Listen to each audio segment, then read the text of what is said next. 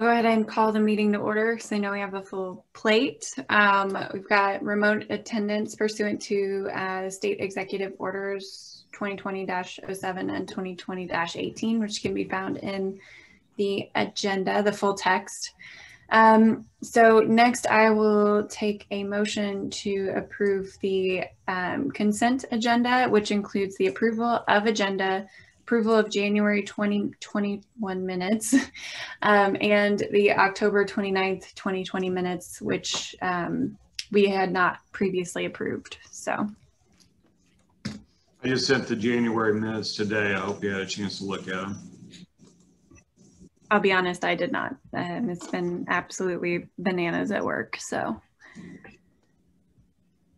I had time to look at them right before this, so. Yeah, I did too. I'll move to approve the consent agenda. I'll second. All right, so who all is here so far? All right, it's just you guys. All right, so it'll be Sophia. Yes. Kate. Yes. Michael. Did you say yes? You're on mute. Okay, yeah. There we go. And Greg. Yes. All right. And Samantha, yes. So the consent agenda has passed. So we'll move on to public comments. Rick, are there any? No. Any written communication from the public? No. All right. And so next on the agenda, we were going to have Christina Fuller, the diversity consultant, come and talk. We are probably going to do that next month. So the diversity committee is going to meet and talk about and then present a recommendation to the board. So so we'll just move on to the art gift for approval. Hi, Carl. I sent you guys that. I sent you guys that, and I told you the backstory, and I have that. I'm going to just quickly read that to you. This is from Katie Comerford. In 1985, she writes, I was one of the 2 winners of the Young Authors Award at St. Thomas Elementary School. The winners of the award that year were prized with a live illustration of their stories. My book, entitled Dr. Pickle's Secret, was about a pediatrician who kept toys in his office to occupy his young patients, but then played with the toys himself when it was done. The card that is pictured with the piece is actually inaccurate. Larry Weatherholt, local area, Decatur area artist, came to the school and drew and painted the illustration of the small assembly. After it was completed, it was framed and hung in the main hallway of the school until the school was closed in 1991. At which point my parents took possession. I thought this might be a good fit for the Decatur Public Library because artists supporting the love of writing. Weatherholt is still a familiar name to many residents of Decatur, and the library is already in possession of some of his work, and I don't know if we are or not.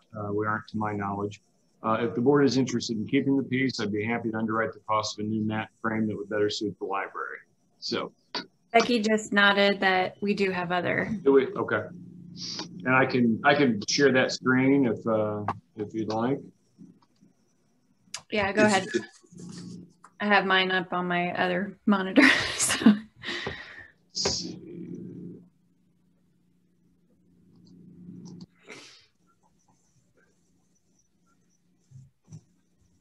There it is. So this artwork was actually prepared in 1985. Correct. By a then Katie Comerford, who was in grade 3 at a school here in Decatur. Yeah, she didn't do the artwork. She wrote a story, and this local artist, Mr. Weatherholt, is the one who did the work. Okay. And she came into possession. Her I believe it was her dear mother passed away recently. We got a large number of donations in her memory, and she got in touch with us and asked if we wanted this. And the policy is that any art donated to the library is you guys' decision. Any story behind this? I mean, what it's representing? Any significance of the letters that are on the little blocks? Just the email that I just read to you.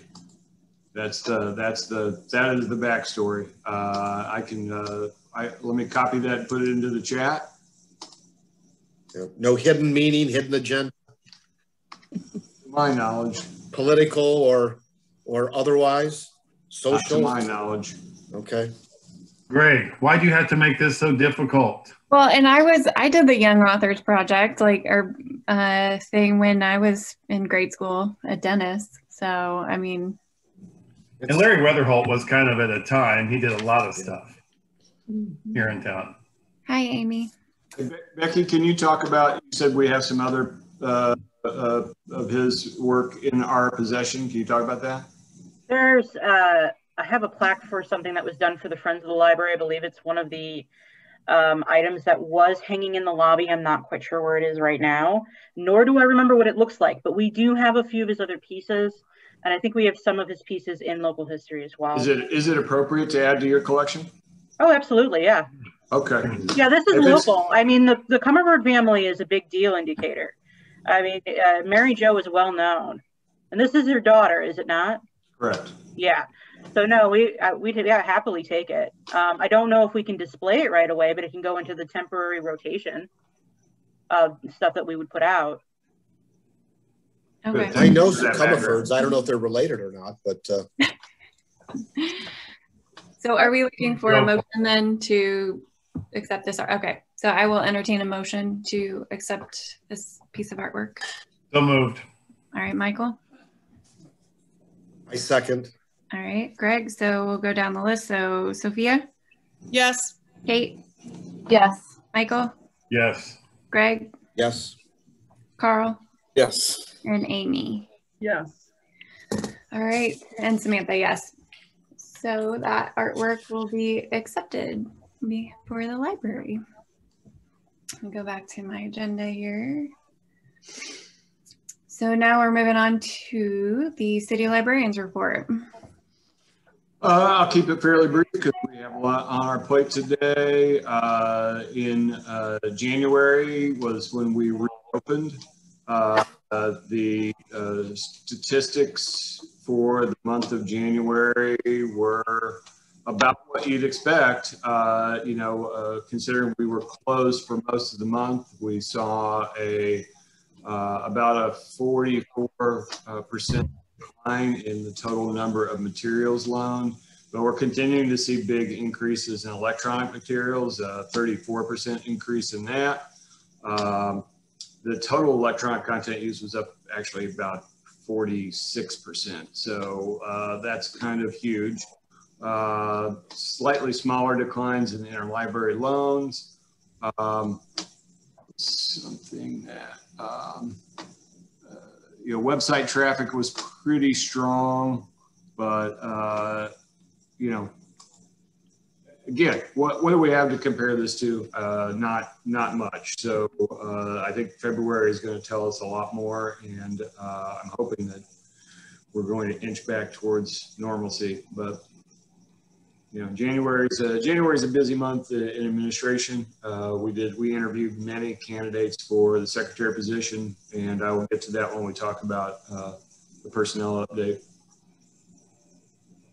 Okay. Any questions for Rick? All right, thank you. So we'll move on to the division head reports. Robert, are you ready? He may not be. He stepped away to help with the tax folks. Okay, I see. So Becky, you wanna hop on? Sure. Well, big news. I don't remember what I shared with you guys last month. So local history is opening its doors 10 to 2 Monday through Friday on next Monday on the 22nd. So that'll be our first time open to the public on a fairly regular basis since November. The lights in the local history room finally got fixed. They were constantly on for a good, 4 or 5 months. They are now, we have the ability to turn them off. Okay. Yeah. And for Omeka, which has been the big projects that I will probably continue to talk about for the rest of my life, 700 glass negatives are now on there. I actually added one today of Fred Long, who was a member of the Negro National League, also a huge athlete from Milliken. So he is on there. Totally cool picture of him. It's a freshman, so he's 18. Has a baby face. It's very cute. Also, we are done with the 2019 minutes on Omeka, and we are now moving on to 2020. And adding a few extra committee minutes that have come up that we have found hidden in a crevice somewhere on the digital site. So that's what's going on in our area. That's awesome. Yeah, so we're just moving ahead. I don't know, I might have told you, but I did find my great-grandfather in one of the pictures. So that was cool when he was signed up for the war. So. Oh, in one of the Macon County draftee photos? Yeah. Yep. Yeah, it's really cool how we were able to put so much keyword in there so people can actually find them. So they're tagged really well. It was really cool. Yeah, thank you. Thank you. Any questions for Becky? All right, I think we lost Robert again. So we'll move on to Alyssa. Okay, I'd like to share that we had the conversations with Kabeji and Kareem program that featured Jerry Kraft, the author and illustrator of Class Act. And I know we had at least 47 kids logged in. I know that one teacher in, it was out of our municipality, had all of their kids logged in to watch. So that was really, really cool, handled really well. And Susan could talk to you for about half an hour about how wonderful that was. Oh, yeah. Also, starting this week, Jess Hill, who is our community resource coordinator, but you may have remembered her as our social work intern over the summer. She started yesterday and she has set hours. So she'll be here about half a day, Monday through Friday, and she'll be here every second Saturday. And the big thing that's been on my plate, as I think we have told you before, I am the ILA Reporter Advisory Committee Chair for the 2020-2021 year, and I am working on an article with Jennifer Robertson, who is a librarian at Carbondale, and it's on social justice and anti-racism. And we have sent out a survey through Rails and IHLS, and the response has been overwhelming. I would say about 60 people responded, and it's fascinating, and it's turning our article in a new direction. But you will see Decatur Public Library featured in that article, as well as many others. Part of our goal, our objective, is to make sure that different kinds of libraries are represented from all of the geographic regions of Illinois, and also the populations that we serve, that we show the diversity that's there. So really kind of excited to get that done. That'll come out in the June issue. And I also found out today that our March issue is the largest one ever at 72 pages. So we are filling it full. Awesome. I think that school was Central A&M, I believe that. Yes, thank you. Yep. Yeah, she was excited. She was really excited. I saw her like the day after it happened, and she was just like over the moon. So it was really cool. About 9. Good. All right, any questions for Alyssa? All right, then Matt, you are up. Oh, our VPN is up and running. I'm trying to roll out to more staff so they can connect and work from home if need be. Last month, Chris and I were pretty busy. We had 110 requests for help, which is 57% more than the previous January. And other than that, Chris and I just work at keeping the computers updated, Windows updates. There's a lot of them, and there's always 1 or 2 computers that don't want to update, so they take more time than you probably think. And I probably didn't account for more than 10% of those help calls. Well, no, not really. I don't know. That, I mean, working from home with the virtual private network it's been a game changer, and a lot of work went into that, and we're very appreciative. Awesome. That's awesome. I know how convenient it is to work from home and having that access. So, all right, we'll move on to Carol. Hi. So tech services is a numbers game, as you know. And so I was just thinking about a number that might be interesting. And so I compared a couple of spreadsheets. So as it turns out, 2020, the total number of what we brought in compared to 2021, we did 90% of the number. I'm sorry, 2020 and 2019. So 2020 was only 10% less than 2019, even though we were closed 2.5 months. So I thought that was pretty good, because that's not just TS either. That means the people that order, the people that select, I mean, that's everybody. So if we only drop 10% being closed 2.5 months, I think that's pretty good. Yeah, that's awesome. But we're pretty much working the way we always did. It's just that sometimes we have to have a Zoom meeting to talk about cataloging. So that's new. But I feel like we're doing more collaborative stuff. I think the departments are doing more collaborative things. We're working together more. So things are going very well here. The only thing that's not back to complete normal in TS is our ordering. Like Baker and Taylor sometimes will send us a whole bunch of stuff at once, and then we wait a while to get more stuff. So we kind of have that inconsistency on that end, but we've got so many back burner projects that, you know, even if we have to wait a week or two for stuff, we have plenty to do. And Baker Taylor is our biggest supplier of books, yeah. and they are, and that those issues are on their end. I mean, we're ordering the same way we've always ordered, but the supply chain is such that, and Samantha knows about supply chains, is such that you know, we're getting the books are arriving in a very lumpy kind of way. So feast or famine. Yeah, but we just roll with it. Becky supplies us with projects periodically. She wheels a cart in and busy. Is your background from Beauty and the Beast? You know, I just call it the magical library. I don't but it's possible. Actually, I was trying to determine what that was from. It is kind of cartoonish, but I kind of looked Disney-ish. I like it. Yeah. I don't know. I see Robert's back, but I don't know if he's there. Oh, there he's not again. I don't know. Well, we can come back to him when he's fully back. So we can move on to the reports of committees. So Michael, you're on mute. Michael, you're on mute. I'm used to nobody listening anyway, so it doesn't matter. We had a meeting of the PPPR, and we don't really have a much here, but Rick's going to update us on personnel. Yeah, we hired a secretary. We're hoping that she can start March 1st. Just got some paperwork in today, and I'll get it over to city HR. Her name is Michelle Whitehead. She was her last position was as administrative secretary to several of the VPs at Decatur Memorial Hospital.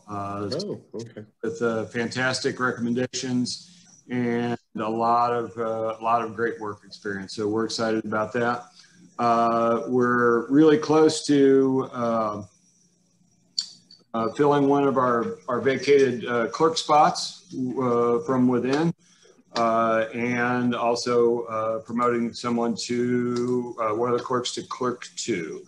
So we will be interviewing an internal candidate, the only internal candidate for the clerk 1 position, who is now Paige, and we're really excited. We think he'll be fantastic at the job. Well, that's great. Okay. And then on B, we have the library records policy, and we have to approve this. You guys should all have it or had it in Rick's packet. If you have any, do you have any questions concerning this? Everybody get a chance to read it? There is no change to it. Yeah, so it's the same as it was before. And it's also state law. It's just us adopting state law as policy. So we just need to go ahead, Samantha. Well, I was going to say, do you want to make a motion? Yeah, I'll make a motion to accept the library records confidentiality policy as presented. Need a second? I'll second. All right, there you go. So we'll go down the list. So we've got Sophia, Yes. Kate, Yes. Michael, Yes. Greg, Yes. Carl, Yes. Amy, Yes. and Susan. Yes. All right, and Samantha, yes. So that policy is passed. And I don't, go ahead, Rick. I was just going to interject that the division heads aren't required to. Oh, yes. But they're welcome to. Yes, you can stay if you want, but. Bye, guys. Well, now that you mention it. I know. Thanks for having us. See you next time. Thanks for coming. Thanks, guys. Robert, did you want to talk about your stuff? Oh, yeah. I could hear you. I couldn't get in. Rick covered most of it. The circulation part, I think, and he just covered that open position is in circulation that we're looking to fill. So I think that's kind of it in a nutshell. It was sort of business as usual last month. We had it was down with the circulation compared to the year before, of course, but pretty much sort of a routine month, I guess. It's good to be back at a certain, like halfway. I know we were halfway through, but it was good to be back in to see you guys in person. Also worth mentioning that it was probably the fastest PPPR committee meeting in the 7 years I've been here. Even after talking about some other You're welcome. Other things that we did chat about some other stuff, but it wasn't much to report that we want to. So there's no finance and properties committee. So do we have the numbers? I don't see them, or wait. No, I told you, if you want to discuss them, I'd send them, but otherwise they could just be looked at next month. Okay, then there's not a whole lot you can glean from 1 month of data anyway. Okay. So we'll move on to the foundation annual appeal update. There's not a lot more, but we're under 13,000. But maybe Betty Jo can get me the exact number if she wants to put it in the chat. But it's approaching $1,300. But I think that we've probably seen the last of it for the year. All right. So then the Friends of the Library meeting. Yeah, and I said 1,300 of where I meant 13,000. Friends of the Library meeting, they had no requests for funding this last month. With less programming, there's less asks, which works out well because their revenue has trickled down to next to nothing. They're just doing a big kind of overhaul of their bylaws right now. And so really a fairly uneventful Friends meeting, which was also a record. I mean, it was like they start at 4 and we were done by like 4:35. That's crazy. That is crazy talk. Yeah. Oh my gosh. You guys don't know. We could go on for hours probably. So, all right. So IHLS, anything to report there? I'm not sure where we are on it, but they were considering for a new app for Olive Share, and I haven't gotten an update on where we are on that, but it's really, really cool and can do a lot of things. Some of it is what's the name of that app, Robert, that we've got for My Libro. Yeah, for the My Libro, it has a lot of cool features. So this one is called Solus, and it's like My Libro on steroids. And if we get it for the entire share system, it's going to be very, very cool. It'll have the capacity for people to check out items in the stacks on their phone. So, and we've looked at, Robert and I looked at something like that a couple of years ago. Just it wasn't right for us at the time, but this will be very cool. So that's all that's going on right now that I'm aware of this year. Awesome. All right, any questions, guys? All right, so we will move to old business, board opening discussion. So I did reach out to the mayor. She got back to me. She said she does not have any candidates at the moment. So if anybody has any suggestions, we will continue to take them every month.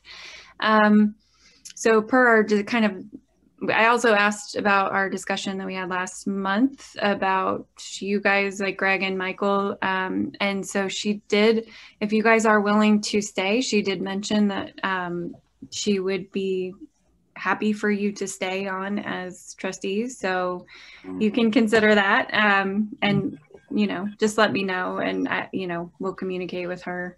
Was it, I have a question about that because I know we talked about that. I can't remember. Was she talking about another full term appointment or that's what I would stay on until? Okay. Yeah, I honestly, I'm sorry. I haven't had a chance. She got back to me on Monday and then all the weather hit. And so I haven't had a chance to ask her. So what she specifically means, but just consider, you know, staying on a little bit longer, at least. That's the question I would have as well, whether, you know, that's a full 3-year term or. Because that's a long time. Yeah. Or if it's just until the next, you know, candidate is found. Yes. And I mean, because I know that's a long time. You guys have served for 6 years at this point, I believe. So that's a commitment, you know. So I'll ask her. But, you know, I know you guys had seemed okay with staying at least a little longer to Correct. Help out. Correct. I contacted a couple of people and they just don't have the time or don't want to make the commitment. I know. It's hard. I understand it's hard. Yeah. So yeah, that's similar for me. You know, that, you know, yeah, it seems to be difficult, as Michael says, to find people that, you know, want to afford the time to serve. Because I know, I mean, right now we're like, we have another part of this meeting tonight.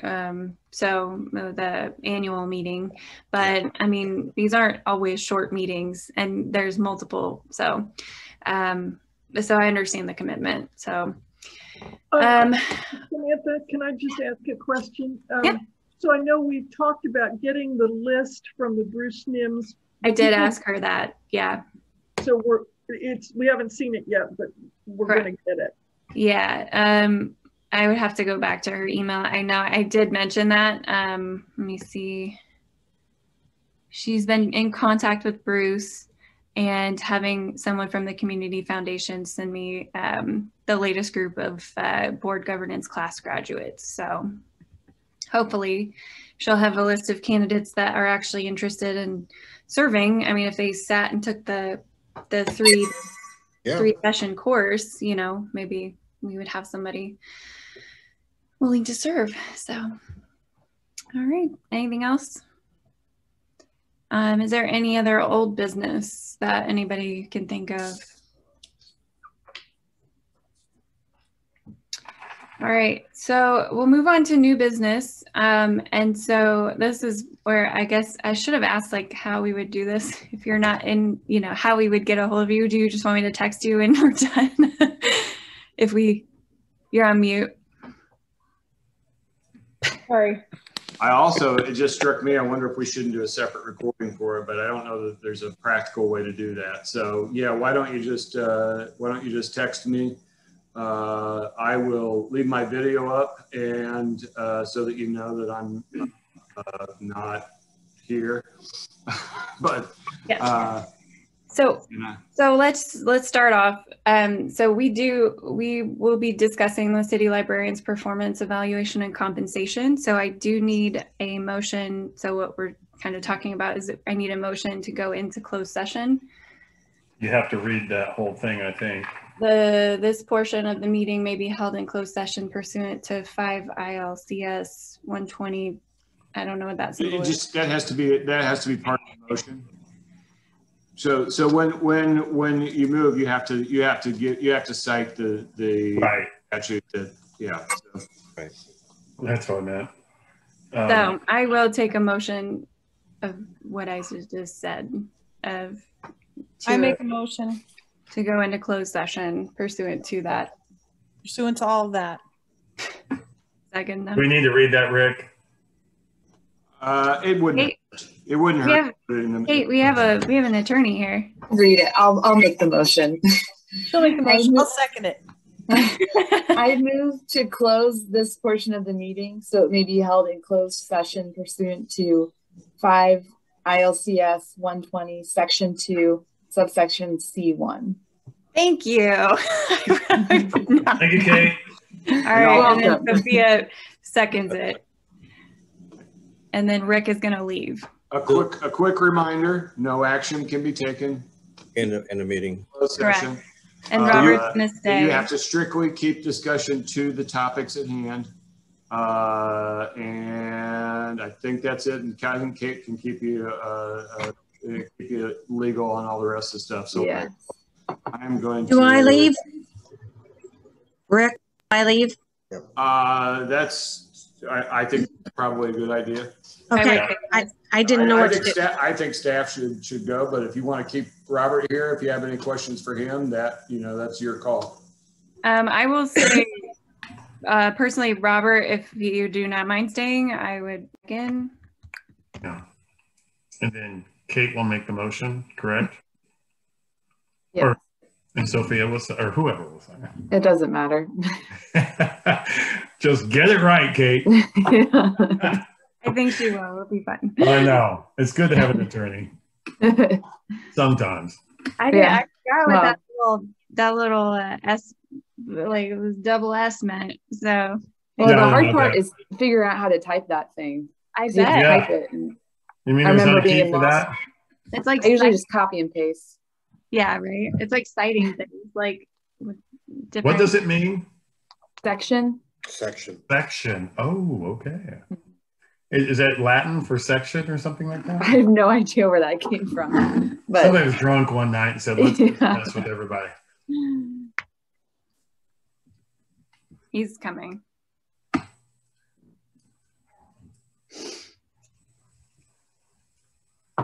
Every minute he's late reduces his increase by $1.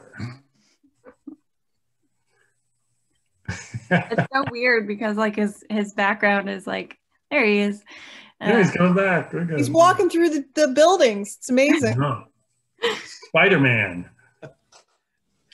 Little known powers. All right. So I will take the motion that we discussed.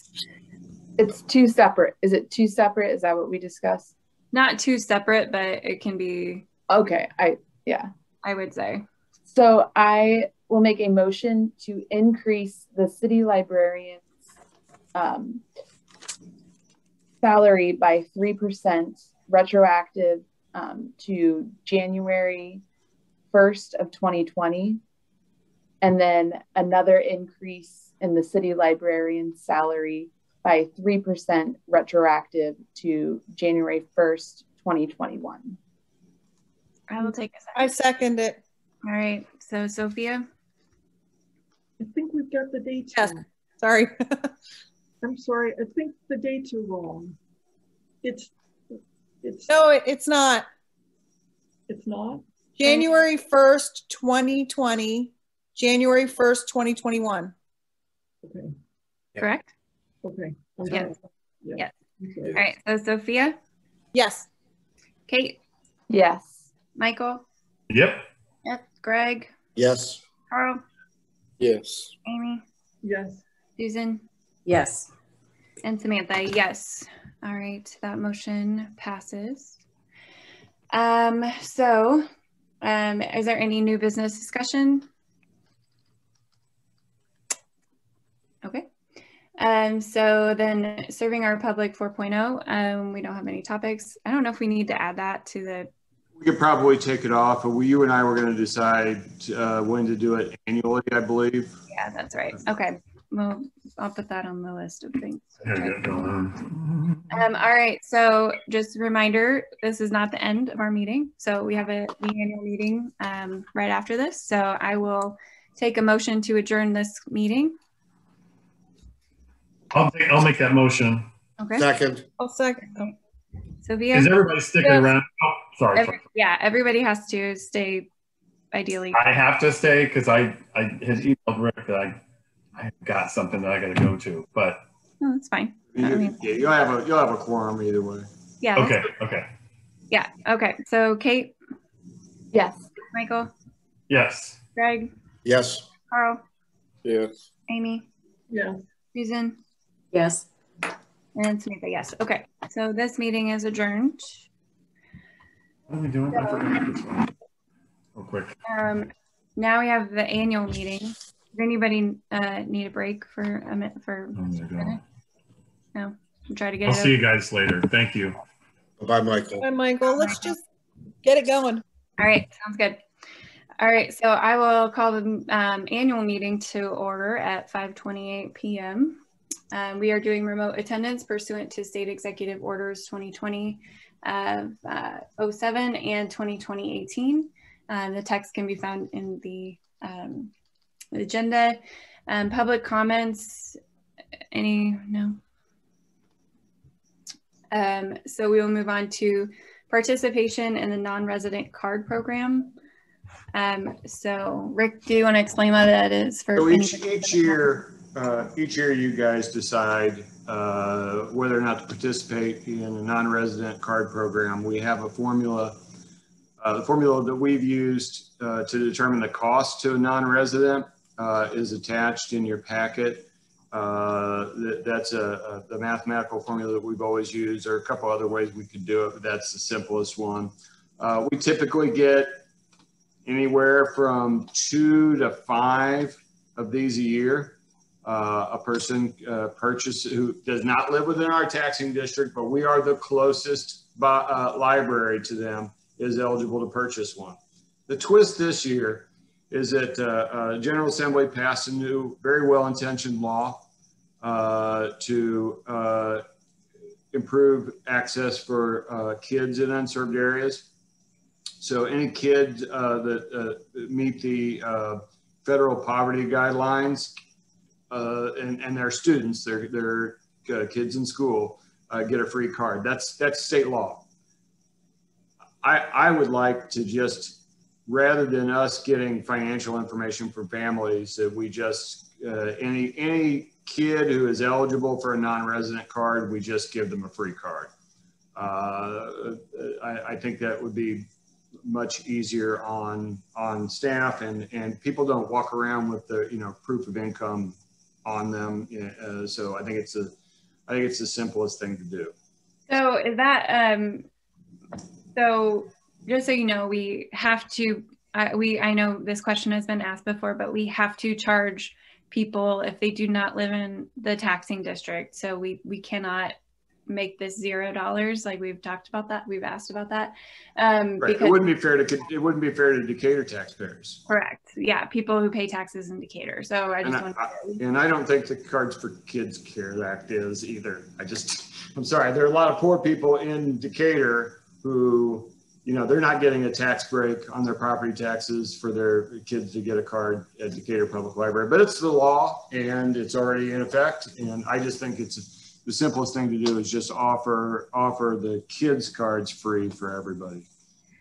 Yes. Okay. So I guess my question is it part of this non-resident fee, or is that more of a policy type thing? Yeah, we've never had a policy about it. I could bring it in the form of a policy next month to the PPR committee. I don't talk about it right now. I don't think we need it if it's state law. Well, it's state law that kids who meet the federal poverty guidelines, which right now, the way they were telling us to get at that is if they qualify for free lunches. Well, right now, every kid in the state is qualified for a free lunch. So temporarily. So, technically, we're supposed to give and it's almost a non-issue for Decatur Public Library. We get so few of these, and so few of them are kids cards that it's not that big of an issue. But I guess from my standpoint, I'm all for just giving the kids cards for free because you can't take everything out with a kids card. So it's not like people are going to take advantage of it by coming here and saying, "Oh, my kid get the free library card." Exactly. Yeah. I mean, you're restricted on what you can take out, because I know my older daughter, I was allowing her to take out stuff that she had to take out on my card because you guys were restricting it, which was totally fine with me because I handed her the card and said, I'm okay with you reading that. But I don't think we'll get taken advantage of as a result of just saying kids free. I agree. So I guess the question is, so this non-resident fee that's included in the packet, is that kind of like we need to vote on these separately? Yeah, I think that do you want to participate, and do we want to set the fee to be 0 for kids? Do we want to participate with the formula for, in general, for adults, the formula that I've attached, but the second item is about the kids' access. Okay. And can I raise a question, Rick? Sure. You know, you and I had a kind of a separate conversation, but it's related to the Barclay Public Library. For the rest of the board, the city has done annexations of properties over the last couple of years. That law has allowed the city to do annexations for. And some of these annexations have been for properties that were within the Barclay Library District. Yes. The Barclay Library District has raised a matter. It's before the courts in Decatur, in Macon County. And the Barclay County, or the Barclay Library District, is, with these annexation changes, there's an amount of money that these property owners would pay on their taxes to the Barclay Public Library, that because of the annexation, those taxes are now diverted to the Decatur Public Library. And this matter is before the circuit court. The city attorney, Wendy Morflin, is going to court to, dealing with this matter. So my question is, if with this matter, if a Barclay Library resident that is, are they able to come into the Decatur Public Library and receive the services of the Decatur Public Library without paying any taxes that fund the Decatur Public Library? The answer to that is yes. So to me as a board member, that's a problem. That's a drain on, we the library would be providing services to adults and maybe children who are paying taxes to another library, but yet come into our library and get services. And I believe if we allow that, that's wrong. We should charge for that if we're not getting the tax revenue. So there's two separate issues here. One is that this is the one that's before you to vote on is about non-residents. So that's about people who don't get service from anywhere. So this would, but and I'll have to double check it. But if we're as a part of the consortium, I believe that we have an obligation to engage in reciprocal borrowing. So reciprocal borrowing is that library card that I have is good at any library in the state of Illinois. So your Decatur Public Library card can be used at any library. You can walk into any library and check something out. Okay. Now, that has been challenged in a couple of places. Most recently, Champaign, they decided that exactly what you're saying, Greg. They were getting a lot of use from their neighboring smaller communities, whereas their patrons really weren't getting any use from the. And I honestly, I don't know where that landed. I'm not sure where that ended up, but your opinion is shared by others, but two separate things. One, yeah, okay. The thing that I'm asking you to vote on today is about is unrelated to that. It's what you're asking us to vote on today. Okay. This is so for it's people unrelated. who receive no services anywhere. They're not okay. All right. Barclay card or anyplace else. Not that the other issue isn't worth discussing. It's just not. That's not okay. what it is. Then I would vote just as Sophia and others have suggested that we use this to charge adults, non-residents, and if it's the board's opinion that we allow youths, children to get free services, then I would agree to that. All right, so you making that motion? I'll make that motion. Okay, I need a second. I'll second it. Okay. All right, so any other discussion? So Sophia? Yes. Kate? Are you on mute? Oh, no. Oh, did you say yes? Yes. Or, I mean, yes or no?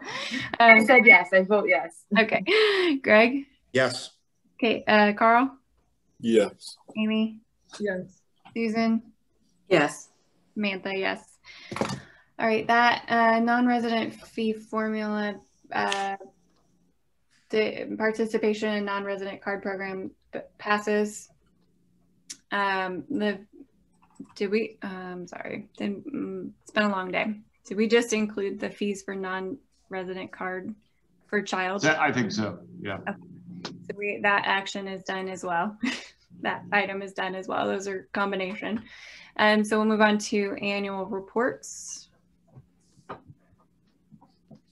I'm putting a link in the chat for Illinois Heartland that'll give you detail about reciprocal borrowing. What the question Greg asked about is what we call reciprocal borrowing.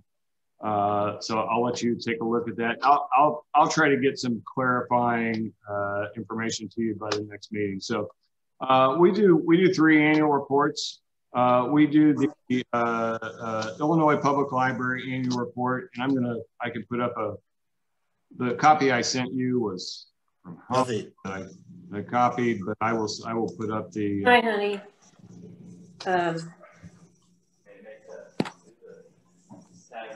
Where is it? Here we go. So this is what we send to the state library every year. It's a statistical report. I'm going to scroll really fast through the top part because it has your names and addresses and phone numbers on it. And the version I made public has those redacted. As an aside, Greg, I will need to copy the surety bond before I submit this. I have to submit it by the 28th. Okay, yeah, I've got, I saw your email, I just haven't sent it to you. I'll get it to you. Yeah. And it's a financial report. It's a report on staff and our staffing levels and what we pay our staff. It is a report about our programs and our circulation. It's also got in there estimates of capital needs that I was told the last 2 years, just guess. I said we don't own the property. It doesn't matter. Just guess, put something in there. So that's what I did. And it tells an interesting story that there's another report that will tell a little bit better. I mean, we were only open. I was originally saying 26 weeks, but it was 31 weeks. So some of those weeks were partial. Many of those weeks were partial. And yet we only saw a 30% decline in overall circulation. And again, I think if you had told us in January of 2020 that we would be closed about half the year and we would only experience a 30% decline in circulation, we'd feel pretty good about that. Now, programming was like a 70% decline. But if you have any questions on these numbers, how we get them or what they mean, I'm happy to field those. And what I will need is permission from you guys need to vote to accept it, and then I will need permission from Samantha and Sophia to add their electronic signatures before I submit. I have a couple questions. Sure. 61A. Yep, let me get back up. Total square footage of main library building. Yep. 140,690. Is that the whole Sears building, or is that just the space you occupy? I think it's the whole building, but that just hasn't changed. I'd have to look at past reports, but I think it's the whole building. So should we report that as just the space you occupy in the building? It probably should, if that is indeed. I'll have to look at some past reports and see if that has shrunk. If it has, then that's the. Okay, and I've got somewhere on my. I've got all the square footage stuff for the library facility. How much you occupy, what's the open space. You and I'll communicate, and let's get that number to be the space that you occupy in the in the building. Okay. Okay. Okay. Second question is, I guess it's same section. It's 6.3B. There's a capital needs assessment. Yeah. There's a $13 million number in headquarters estimate of general repair modeling. It's down a little bit. Yeah, it's down right, a couple. It's right here. Right there. It's right here. There. Yeah. That? Yeah, that is when we worked with architects for a remodel, that is the most expensive possible remodel that we could have. Okay. For estimate. Yep. Okay. All right. Yep. All right. Okay. All right. Those are my questions. All right. So we don't need to vote on each of these individually because there's only one action item, correct? Yeah, you could just take them all of a piece. Okay. Do you want to? Yeah. So the next report is actually your report to. No, that's this here. It's your report to the mayor and council. And Samantha, did you have a chance to look at the letter that I sent you? Yeah, when you can take a look at it, it's our essentially our finances. We are required by law to send this to the corporate body every year. We've got a few statistics down at the bottom, but it is essentially our annual financial report with this is a report of our holdings and our circulation. I will get that to you though. I'll review and get it to you. Yeah. So the last report is my report to you guys. In the past, this has been as much as 25 pages long. I cut it down for a couple of reasons this year. One is because honestly, there was a lot of filler in that 25-page report. It was really, really granular, and I didn't see a point in wasting your time with it. So I wanted to just boil it down to the essence, and the essence was COVID-19, just like everybody else. So I hope you had a chance to look at it. I thought the things that were kind of important in the year were, of course, COVID-19, the DEI stuff, the social work intern project. We got a lot of attention about that. Television, newspaper. I really wanted to salute ASME because they were willing to be really flexible on some things around COVID-19 scheduling and things like that, that they, per the, it looks like I should spell Alyssa's name correctly, but per the the contract they could have been a lot less flexible on, and I was greatly appreciative of their ability to say, hey, this is a weird situation. Let's be open to compromise. You know, we said goodbye to Joanne Stanbury this year, and she'd been here for 44 years, but we also saw a retirement from Mary Laskowski and Lori Cerny. I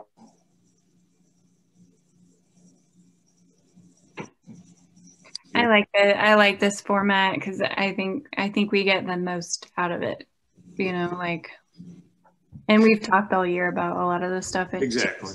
And it was just a highlight summary. What do you say? I mean, it's for me to sit there and tell you guys it was a weird year. I mean, who am I?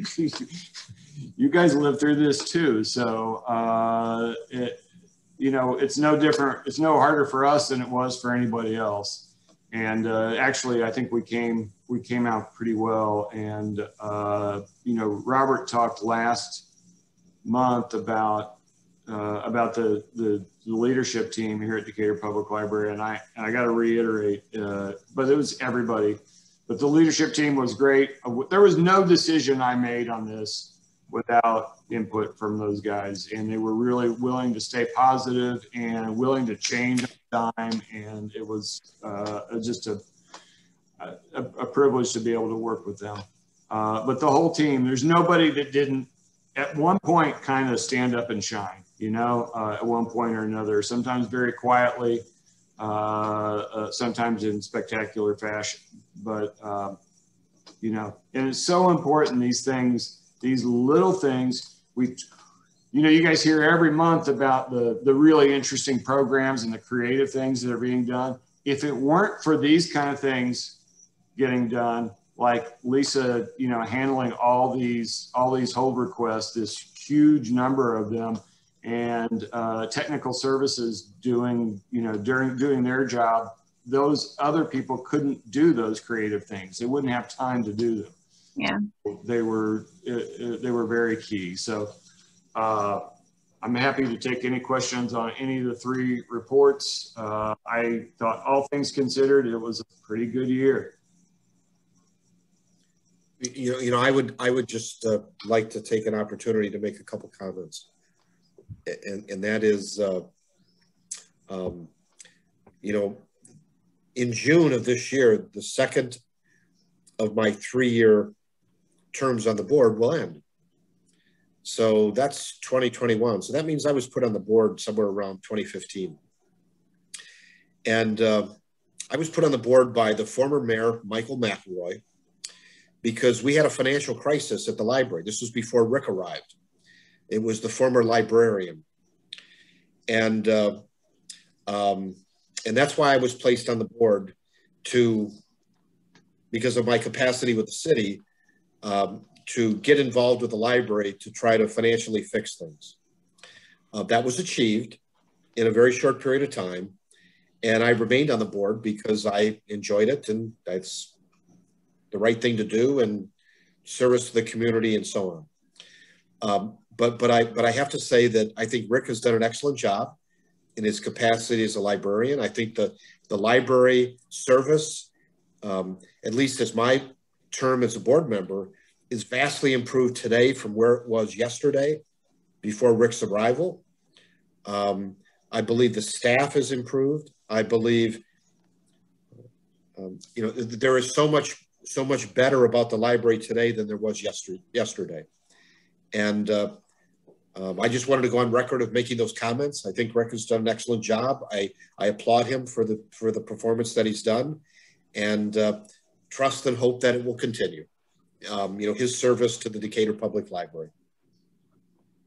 That's basically what I said to him in his evaluation. Or like, I mean, I don't know if I'm not supposed to say that, but I did want to, I thanked him personally for his service. The board made some very difficult decisions before I ever got here that made my job easier too. You know, this board, and you guys have continued to make some very sound decisions, and it's we've made great strides on the financial side for sure, but that's a total team effort. I mean, the you guys are the guideposts for finances, and you'd be surprised at how enthusiastically that our guys will look for ways to do more with less. So that matters too. That's awesome. All right, guys, do you have any other questions? Then I will take a motion to accept the reports. I make a motion to accept the reports with the one change of the possible square footage. Yes, and Alyssa's name. Yep. And I need a second. Second. All right, so we'll go down the list. Sophia? Yes. Kate? Yes. Greg? Yes. Kate, or sorry, Carl. Yes. See the K. Okay. Amy? Yes. Susan? Yes. Samantha, yes. Okay, the annual reports have been accepted. So we'll move on to the election of officers for 2022. I've failed to get their permission, but my suggestion was to keep the current slate. So if that's, does anybody have any comments on that? I thought since Michael wasn't here, you could elect him to something, anything you really wanted. You can appoint. That's true. He could be some, I don't know. I'm not creative at the moment. So, so we would keep the current slate, which is, I would continue as president. Michael would be the vice president and Sophia is the secretary. So does that sound okay? Yeah. All right. So I will take a motion to, I guess, elect the officers as presented. I move to elect that slate of officers. Okay. Second. All right. So Sophia? Yes. Kate? Yes. Greg? Yes. Carl? Yes. Amy? Yes. Susan? Yes. Samantha? Yes. And then committee and liaison appointments, the same thing. Unless anybody has any objections to their current posts, I would say let's keep the committees, and we will talk about the Friends of the Library, but not right now, because that will be part of the bylaws discussion. So I will take a motion to keep the committees and liaison appointments the same. I make a motion to keep them the same. I'll second. Okay. Sophia? Well, I'm assuming no. Oh, yes. Kate? Yes. Here. Greg? Yes. Carl? Yes. Amy? Yes. Susan? Yes. Samantha? Yes. Okay, guys. There's nothing else, so I will. Well, I think you and I had to give permission to for our electronic signature. Yeah, well, we do that later, right, Rick? Or well, I that's never been a vote. Once you've voted to accept the reports, as long as no, I know it's not a vote, but I'm just giving you my permission. As long as you guys verbally, I will do that. Then thank you. Yeah, and I'll send that other one later. I'll double check on the square footage. Okay. Hey, just one comment, and this is directed at Samantha. Okay. I think my own personal opinion is that evidenced by what we just did is unanimous support for your continuation as board president is indication of how strong the board feels about your performance. We think you've done an excellent job. I think you've done an excellent job. I appreciate the job that you do. And I'm thankful that you desire to continue. Ditto. Absolutely. Yep. Yeah, make me cry. Absolutely. All right. Well, so after that sweet, fun meeting, second meeting of the day, I will take a motion to adjourn, and then we have to go through the roster again one more time. So I'll move to adjourn. Anybody else? I second. Okay, Sophia? Yes. Kate? Yes. Greg? Yes. Carl? Yes. Amy? Yes. Susan? Yes. Samantha, yes. Thank you guys so much. Thank Okay. you. Thank Great you. job, Rick. Bye-bye. Good job, Robert. Without you two, the library wouldn't be half as good. I know. It's, yeah, I agree. You guys are amazing. All right. See you guys.